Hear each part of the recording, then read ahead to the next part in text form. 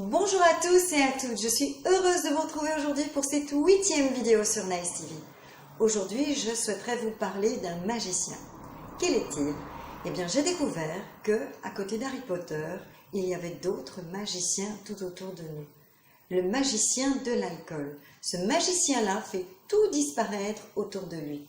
C'est sur un ton humoristique que j'aborde le sujet auprès de vous, mais je souhaitais vraiment vous en parler parce que je pense qu'il est interpellant à plusieurs niveaux dans notre société.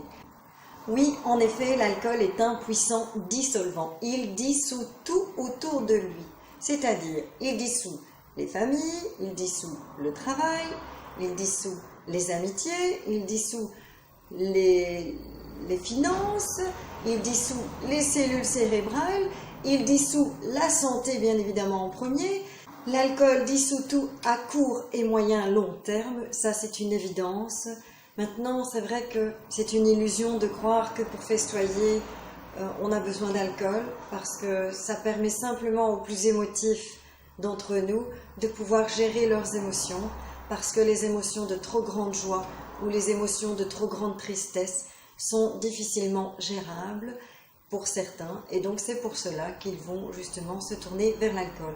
Ce qui est une mauvaise démarche, bien évidemment, parce que l'alcool n'est pas du tout un ami, mais plutôt un ennemi qui va tout absorber autour de vous, qui va tout détruire et qui va tout faire disparaître par enchantement.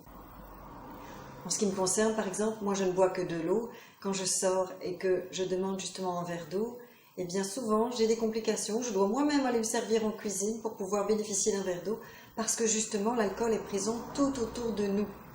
Et je trouve cela vraiment dommage. De temps en temps, vous avez une petite limonade qui passe sur les plateaux de présentation, mais c'est souvent de l'alcool et on vous regarde toujours interloqué de voir votre refus face à un petit verre qui, semble-t-il, ne fait de tort à personne. Des paroles et des croyances, bien sûr, qui sont fausses. Parce qu'un petit verre, oui, ça fait du tort.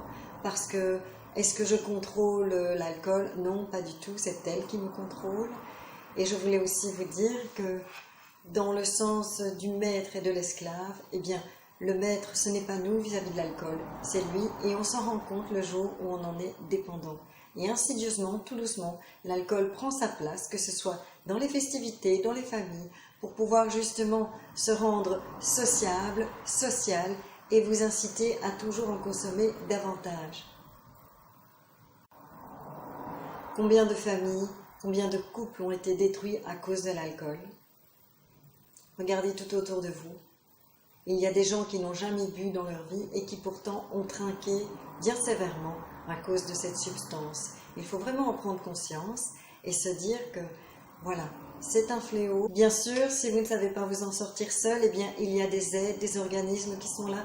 Notamment, je vais en citer une, les AA, les alcooliques anonymes, qui, eux, peuvent vous aider très sérieusement à vous libérer de cette substance. Je vous souhaite une excellente journée, je vous dis à très bientôt et je vous remercie pour vos commentaires, vos likes et vos partages chaleureux. À très bientôt, bonne journée.